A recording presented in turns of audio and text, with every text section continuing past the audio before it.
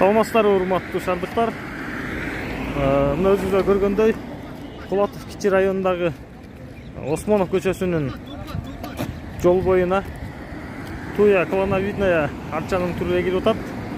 Бүгүн 100 дана Туя клоновидная арчанын түрү эгилди.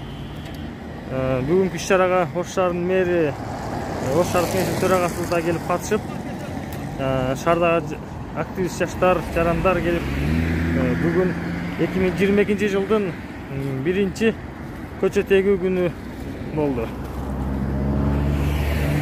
Буюрса, мындан ары шаарды быйыл 2022 жылы жакшы көрктөндүрүп, көп алуулук иштер аткарылат пландабыз.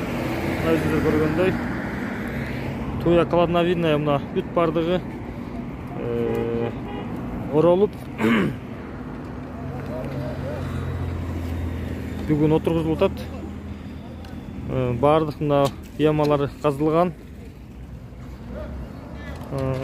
Ар бир арчаны жерине коюп, мондой суудан куюп, анан кийин кара топурак, жердин өзү аралашкан кара топурактар кошо ташталып атат.